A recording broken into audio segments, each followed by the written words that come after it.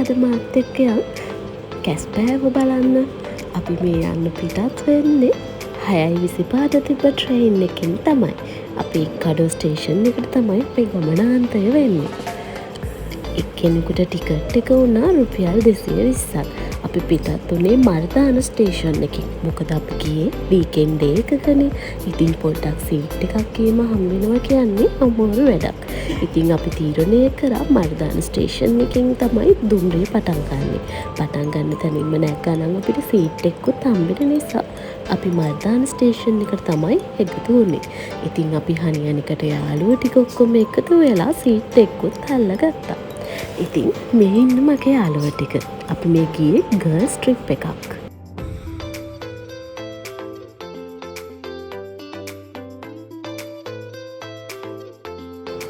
මේ දුම්රිය ගමන ගැන කිව්වොත් ගමනාන්තය වෙනකම්ම තියෙන්නේ මේ වගේ සීවිව් එකක්.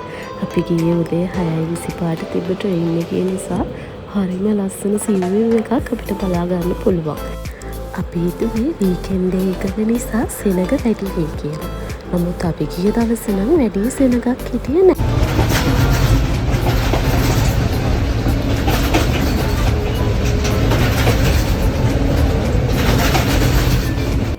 ඔන්න පැය 3කට පස්සේ අපේ ගමනාන්තයට අපි ළඟා වුණා.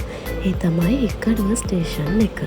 එක්කඩුව ස්ටේෂන් එකේ ඉඳලා පොඩි දුරක් තමයි තියෙන්නේ අපේ පළවෙනි ලොකේෂන් එකට යන්න. පළවෙනි ලොකේෂන් එක තමයි ටර්ටල් බීච් එක්කඩුව. අපි මේකට නම් ගියේ ටුක් එකක් දාගෙන. මොකද අපේ 6 දෙනෙක් හිටියනේ. ඉතින් අපි ත්‍රිවිල් දෙකකින් තමයි මේ ගමන ගියේ. ටර්ටල් බීච් එකට ඇතුල් වෙද්දිම බීච් එකේ ඉන්න විස්තර දාපු බෝඩ් එකක් අපිට බලා ගන්න පුළුවන්. අපි ගිය දවසේ නම් ගොඩාක්ම හිටියේ ටුවරිස්ලා. බීච් එක හරිම ලස්සනයි. නිල් පාට පිරුණු වතුර, ඒ වගේම කොරල් පාරක් තිබුණා. ගොඩාක් අය මේට එන්නේ කොරල්ස් බලන්න. ඔයාලත් ටර්ටල් බීච් එකට ගියොත් කොරල් පාර පරිස්සම් කරන්න වග බලා ගන්න. ඉතින් අපි යාළුවෝ ටික ඇඳුමුත් මාරු කරගෙන මේ යන්නේ අපි කැස්බෑ යාළුවෝ ටිකව බලන්න. එන්න යමු මාත් එක්ක කැස්බෑ යාළුවොත් එක්ක නාන්න. කැස්බෑවුන්ට කෑම දෙන්න පුළුවන්. කෑම අපි වෙනම ගන්න ඕනේ. අපි ගිය වෙලේ නම් 100 කෙනෙක් විකුණගෙන හිටියා. එක කෑම බෑගයක් වුණා රුපියල් 500ක්. අපි ඔන්නේ කෑම බෑගයක් අරගෙන මෙයාලට කන්න දුන්නා. හරිම ලොකු කැස්බෑව තමයි එන්නේ බීච් එකේ. ටුවරිස්ලා තමයි සෑහෙන්න හිටියේ. ඔයාලට කැමති නම් ස්නෝක්ලින් කරන්නත් පුළුවන් බීච් එකේ.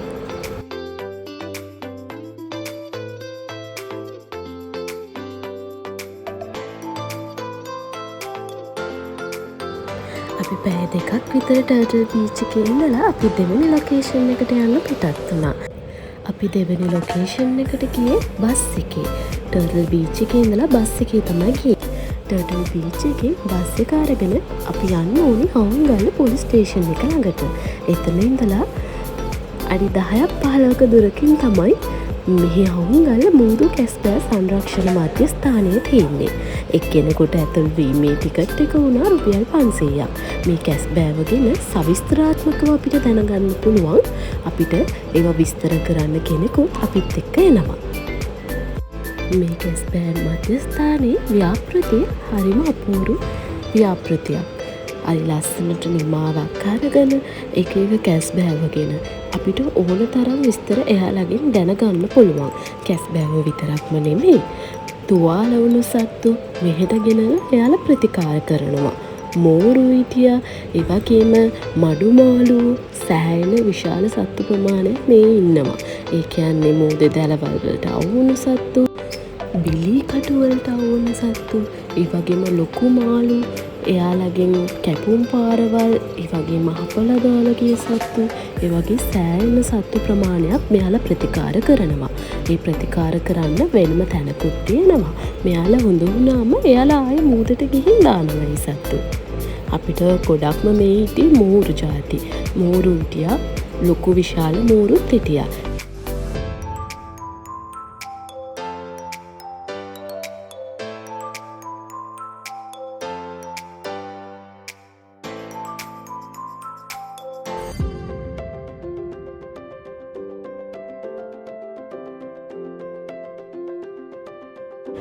අපි දැන් කැස්බෑවේ කට ඇතුලෙන් ඇවිල්ලා ඔන්න කැස්බෑවගේ පිටිපස්සෙන් තමයි මේ එළියට එන්නේ. කැස්බෑව බිත්තර දාන ආකෘතියක් තමයි මේ හදලා තියෙන්නේ. ඔයාලට මෙතනට આવොත් කැස්බෑවන්ගේ ජීවිත කතාව, කැස්බෑවන්ගේ විස්තර, ඒ වගේම විවිධ ප්‍රමාණයේ කැස්බෑවන් ගැන ඉගෙන ගන්න පුළුවන්. ලෝකෙම තියෙන කැස්බෑවෝ ටික තමයි මෙන්න මෙතන තියෙන්නේ. ඔයාලට ඒවා පැහැදිලිව ඉගෙන ගන්න පුළුවන්. මේ තියෙන්නේ කැස්බෑ බිත්තර. එයා කියනවා මේ කැස්බෑ බිත්තර මාස්මෙලෝස් එකක් වගේ හරිම සොෆ්ට්ලු. මේ කැස්බෑ බිත්තර දැම්මයින් පස්සේ මෙයාලා මේ වගේ වැලිවල ඒවා වහලා තියෙනවා. වහලා ඒකේ තියෙන සංඛ්‍යාව හැම දෙයක්ම දාලා තියෙනවා. එතකොට කැස්බෑව එළියට ආවම එයාලව මේ වගේ වතුරට දාලා දින කිහිපයකින් තමයි මූදට මුදා හරින්නේ.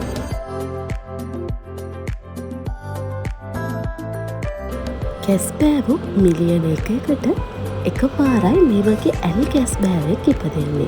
ඔය පෙන්නපු ඇලි කැස්බෑවා ඉපදිලා තියෙන්නේ මේ හවුන්ගල්ල කැස්බෑ මධ්‍යස්ථානයේ තුල තමයි.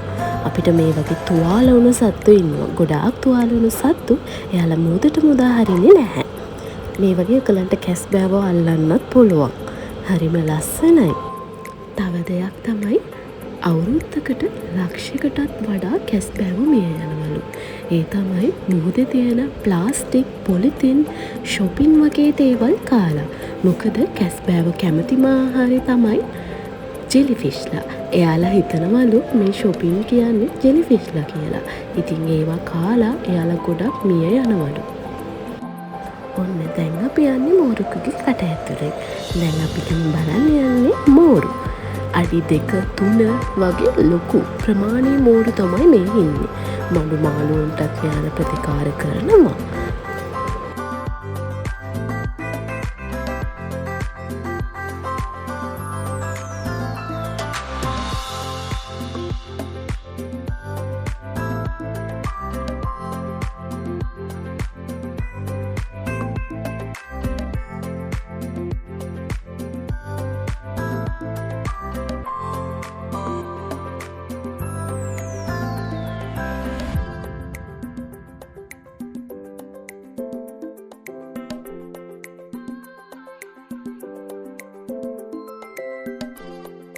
ඔන්න ඉතින් කැස්බෑව ගැන ඔක්කොම විස්තර දැනගෙන අපි එතනින් පිටත් වුණා අපේ 3 වෙනි ලොකේෂන් එක. ඒ තමයි හොරුවැල්ල බලපිටිය බීච් එක. හරිම සුන්දර ලස්සනම බීච් එකක්. වතුර නිල් පාටයි, අරිම නිස්කලංකයි. නමුත් අපි ගියේ වීකෙන්ඩ් දවසක නිසා සෙනග ගොඩාක් හිටියා. මේ බලපිටිය බීච් එකේ විශේෂත්වය තමයි මේ ගල් දෙක. එතනින් නම් ෆොටෝ එකක් ගන්න අපි පැය ගාණක් බලන් හිටියා. ඉතින් අපි ඔන්න මෙතනත් නානවා කියලා තීරණය කරලා නාලා ඉවර වෙලා ලස්සන ෆොටෝස් ටිකකුත් අරගෙන බීච් එකේ සුන්දරත්වය රස විඳලා දවල්ට කෑමත් මෙතනින්ම අපි කෑවා. ඔයාලා අනිවාර්යෙන් එන්න මේ හොරුවැල්ල බලපිටිය බීච් එක බලන්න. හරිම ලස්සන ගල් තලා වලින් පිරුණු මෙහෙ මෝදු තීරය නම් හිතට ගේන්නේ මාර සැනසීමක්. ඉතින් අපි ලස්සන ෆොටෝස් ගොඩාක් ගත්තා. ඔන්න අපි ගෙදර එන්න පිටත් වුණා. අපි බස් එකේ නැගලා 6:00 විතර වෙද්දී කොළඹට එන්න අපිට පුළුවන් වුණා. ඉතින් මගේ YouTube channel එක subscribe කරලා නැති හැමෝම subscribe කරන්න කියලා හරි ආදරෙන් මතක් කරනවා. Thank you for watching.